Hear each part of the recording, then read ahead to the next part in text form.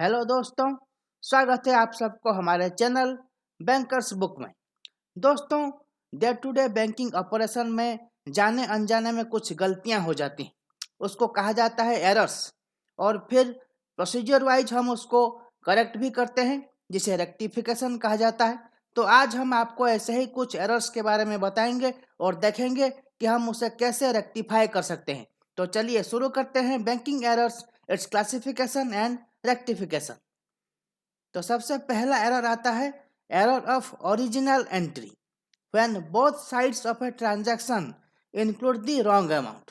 For example, if A purchase invoice for rupees 21 is entered as rupees 12, this will result in an incorrect debit and credit for both 9 rupees less. So the total of both the columns will be 9 rupees less and will thus balance. मतलब 21 rupees को अगर हम गलती से 12 enter कर देते हैं तो दोनों ही साइड में आपका 9 रुपीज लेस आ जाएगा। तो आपका ट्रायल बैलेंस जो है मैथमेटिकली करेक्ट हो जाएगा, टैलिड हो जाएगा, लेकिन physically there is a error. So इसे कहते हैं error of original entry. Next error is error of omission when a transaction is completely omitted from the accounting records. Omitting the whole transaction would still leave the totals balanced. मतलब मान लीजिए एक transaction physical paper में हुआ है, लेकिन computer में उसका एंट्री नहीं है, कंप्यूटर में एंट्री ही नहीं हुआ है, तो वो ट्रांजैक्शन जो है आपका ट्रायल बैलेंस में आएगा ही नहीं। तो उस हिसाब से ट्रांजैक्शन अगर आया ही नहीं है तो उसका अमाउंट भी ट्रायल बैलेंस में गायब होगा, तो आपका बैलेंस जो है टैलिड कर जाएगा। लेकिन फिजिकली जो है पेपर में उसका ट्रांजैक्शन है, तो इसे कहते हैं आपका एरर ऑफ ओमिशन।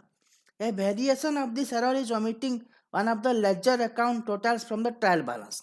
मतलब एक या फिर डेबिट साइड हो या क्रेडिट साइड हो, कोई भी एक साइड का अगर एंट्री नहीं होगा तो ये इसको भी एरर ऑफ ओमिशन कहा जाएगा। लेकिन इसमें क्या होगा कि आपका टोटल बैलेंस जो है टैली नहीं करेगा और ट्रायल बैलेंस आपको टैलिड नहीं मिलेगा, तो आप ये एरर जो है आसानी से ढूंढ सकते हैं। Third error is the error of reversal when entries are made to the correct amount but with both debits instead of credit or vice versa. For example, if a cash sale for rupees 100 is wrongly credited to sales account and debited to the cash account. देखिए यहाँ क्या हो रहा है कि आपका जो amount आपका करेक्ट है, लेकिन डेबिट होने के जगह आप गलती से क्रेडिट कर देते हैं, या फिर क्रेडिट करने की जगह आप गलती से डेबिट कर देंगे, तो आपका अमाउंट वाइज तो आपका बैलेंस टैली हो जाएगा, लेकिन हेड ऑफ अकाउंट्स वाइज गलत हो जाएगा। तो यहाँ पे जो एग्जांपल हमने लिया है, एक कैश ट्रांजेक्शन हुआ है जो 100 रुपीज़ का, यहाँ पे रॉन्गली हमने सेल्स अकाउंट में क्रेडिट कर दिया, जबकि होना ये चाहिए था कि sales account to be debited and cash account to be credited. अगर आप अकाउंटिंग ट्रांजैक्शन के बारे में अगर जानना चाहते हैं तो हमारा जो वीडियो है गोल्डन रूल्स ऑफ अकाउंटिंग जरूर देखिए, ऊपर आई बटन में उसका लिंक आपको मिल जाएगा, डिस्क्रिप्शन में भी मैं उसको आपका लिंक दे दूंगा। गोल्डन रूल्स ऑफ अकाउंटिंग जरूर देखिए। Such an error will not effect the totals. तो जैसा कि मैंने कहा कि अगर डेबिट की जगह क्रेडिट हो जाएगा तो आपका अमाउंट भले ही टैली कर जाए, लेकिन अकाउंटिंग हेड वाइज आपका जो ट्रायल बैलेंस में जो ट्रांजेक्शन है वो गलत हो जाएगा। तो इसे कहते हैं error of reversal. Next error is the error of commission when the entries are made at the correct amount and the appropriate site, but one or more entries are made to the wrong account of correct type. मतलब क्या है? For example, if fuel costs are incorrectly debited from the telephone bill account. देखिए, आपको debit करना है, लेकिन fuel cost का जो अमाउंट डेबिट करना था वो फ्यूल अकाउंट के हेड से होना चाहिए था, लेकिन गलती से यहाँ पे क्या हुआ, टेलीफोन बिल अकाउंट से डेबिट हो गया। तो डेबिट का अमाउंट ठीक है, ट्रायल बैलेंस टैली हो गया, कैश आपका कैश जो है टैली हो गया, लेकिन आपने गलत अकाउंट से डेबिट कर दिया है, तो ये आपका आ गया error of commission. Next is error of principal.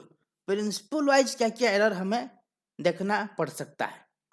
when the entries are made to the correct amount and the appropriate site, but the wrong type of account is used.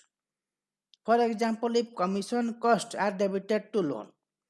देखिए, कमीशन एक एक्सपेंस अकाउंट है, तो commission जो हम देते हैं या तो किसी सप्लायर को देंगे, या तो किसी एजेंट को देंगे, किसी फिर्म को देंगे. तो commission account to be debited and the supplier account to be credited. लेकिन यहाँ पे क्या हुआ, गलती से लोन अकाउंट से डेबिट हो गया है. कमीशन अकाउंट डेबिट होकर लोन अकाउंट में क्रेडिट हो गया है, जो कि प्रोसीजर वाइज जो कि गलत है. तो इसे कहा जाता है error of principle. So this will not affect the total. आपका डेबिट और क्रेडिट एंट्री जो अमाउंट है, अमाउंट हिसाब से आपका ठीक हो गया, लेकिन प्रोसीजर वाइज आप यहाँ पे गलत हैं. फाइनल एरर जो है compensating errors. These are multiple unrelated errors that would individually lead to an imbalance, but together cancel each other out. For example, a cash received from customer A is wrongly credited to account of customer B.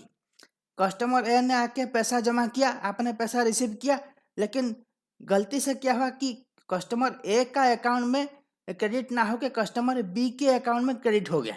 Same number का अगर account होगा तो wrongly customer B के account में credit हो गया.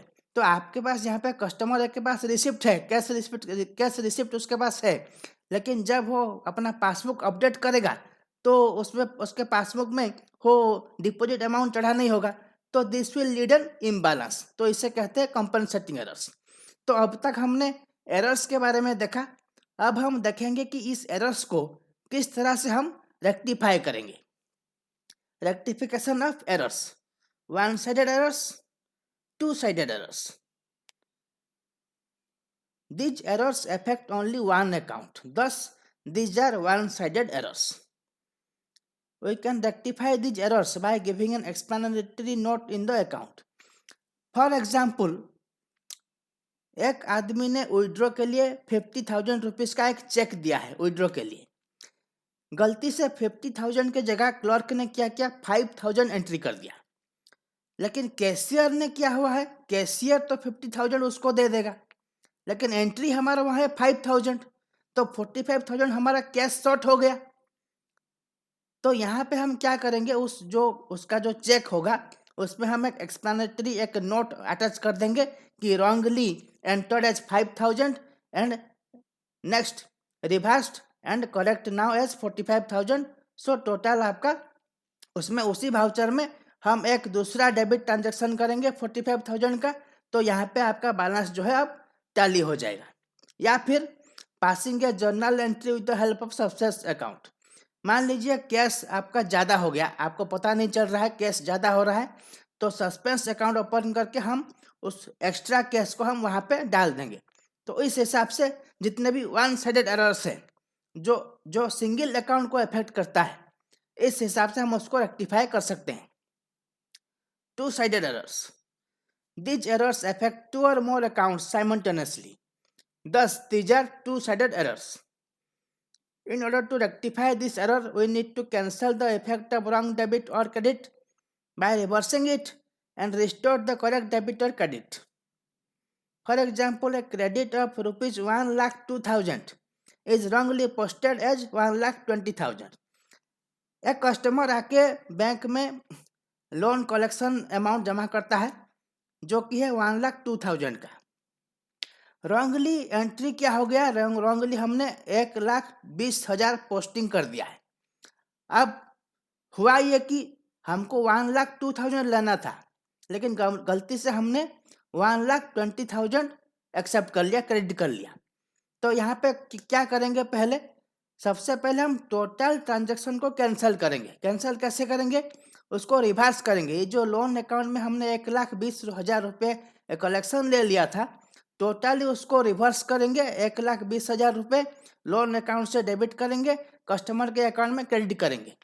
Total transaction पहले cancel करेंगे और उसके बाद फिर से हम सही ट्रांजैक्शन करेंगे. तो कस्टमर के अकाउंट से 1,02,000 डेबिट करेंगे और लोन अकाउंट में 1,02,000 क्रेडिट करेंगे.